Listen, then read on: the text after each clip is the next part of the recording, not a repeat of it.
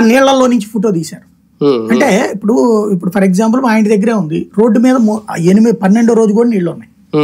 మా సందులో వరకు సిమెంట్ రోడ్డు కాబట్టి అక్కడ నీళ్లు లేవు, వెళ్ళినాయి 10వ రోజు. 10వ రోజు తర్వాత నీళ్లు వెళ్ళిపోయాయి. ఈ ఫోటో చూపెట్టి వరద లేదు అని చెప్పేస్తే ఒరిజినల్ అక్కడి నుంచి రావాల్సింది ఆ నీళ్లలో నుంచినే కదా. ఎందుకు ఈ మోసాలు చేసుకుంటాం?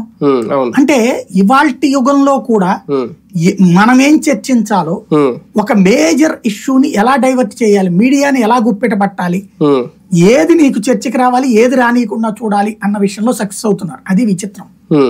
కానీ డైవర్షన్ రాజకీయంలో అంటే జగన్మోహన్ రెడ్డి గారు చేసిన వ్యాఖ్య, సడన్ గా గుంటూరు వచ్చి ఆయన నందిగం సురేష్ని పలకరించడానికి వచ్చినప్పుడు ఆయన బోస్ డీకే అనే పదం గురించి మాట్లాడి నేను ఆల్రెడీ వినిపించాను. ఎందుకంటే దీనికి కొన్ని పదాలు సార్ వాస్తవంగా వేరే లాంగ్వేజ్ నుంచి డబ్ అయినప్పుడు మనకి తెలుగు అర్థం అనేది స్పష్టంగా అర్థం అవుతుంది. అప్పుడు మాధవ్ చౌదరిని, ఎందుకంటే కొంచెం హిందీ పదాలు కొన్ని జనరల్ గా కూడా పుడతా ఉంటాయి.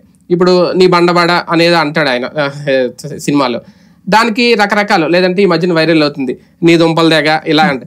ఇవి కొన్ని ప్రాంతాలను బట్టి పుడతా ఉంటే, మనం ఇప్పుడు కోస్తాలో ఒక రకంగా ఉంటుంది, గోదావరి జిల్లాలో లాంగ్వేజ్ ఒకలా ఉంటుంది, స్లాంగ్ ఉత్తరాంధ్రలో అలా ఉంటుంది. అయితే దీనికంటూ ఒక అర్థం ఉందా, లేదంటే ఈయన సొంతంగా మాట్లాడారా అనేది అది వినిపించిందా? దీని ఆ పదం కూడా ఒకసారి చెప్తా.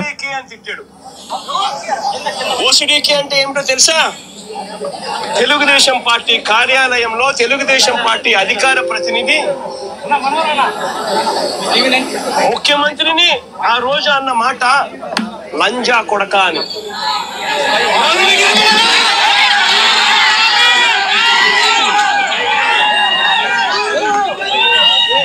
నిజంగా ఆ మాదిరిగా ఒక వ్యక్తి తిడితే రాష్ట్ర వ్యాప్తంగా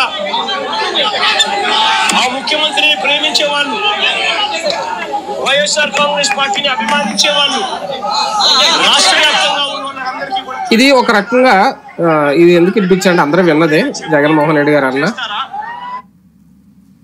ఈయన డిక్షనరీలో రాసిన పదమా ఒక రకంగా బోసిడీకి అంటే నిజంగా అర్థం ఉంది? ఎందుకంటే అది ఉంటే అందరూ ఈయన అన్నట్టు భావోద్వేగాలు రెచ్చగొట్టినట్టు దాడులు అందుకే చేశారు అంట. ఓకే, అది కరెక్ట్ వెర్షన్ నాకు తెలిసి. అంటే ఇది మీరు కూడా వినే ఉంటారు.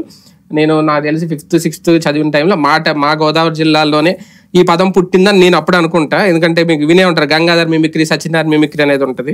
అది ఒకసారి నేను బయట తీసా, ఒకసారి విందాం.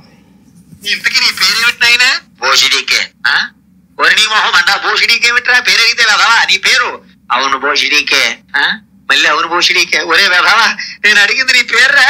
అవునండి నా పేరు బోసు, మా ఇంటి పేరు డీకే, కలిపితే బోషిడీకే కాదట్టి. ఒరి మొహం అంట, బోషిడీకే కాదురా, డీకే బోసు అను. అంతేగారు బోషి అమ్మ వెధవా. కానీ ఈ వంక నన్ను తిట్టేద్దామన్నా, చంపేస్తాను వెధవా. ఇప్పుడు వచ్చే రోజు అప్పుడే బోషిడీకే తిడతావు వెధవా, కూర్చో.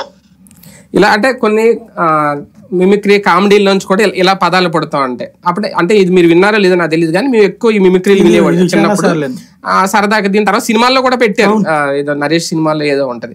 అంటే దీనికి ఎంత పెద్ద అర్థం అనేది నిజంగా కొన్ని డైవర్షన్ పాలిటిక్స్ కో, లేదంటే తప్పించుకోవడానికో, లేదంటే ఇప్పుడు భావోద్వేగాలు రెచ్చగొట్టడానికో ఒక రాజకీయంగా ఈ పదాన్ని కూడా ఏమన్నా వాడేశారా జగన్మోహన్ రెడ్డి గారు అనేది నా డౌట్. తిట్టిన అతనికి తెలియాలి కదా అర్థం.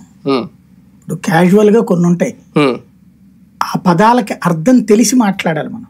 అవును, మాదచ్చద్ అనే పదానికి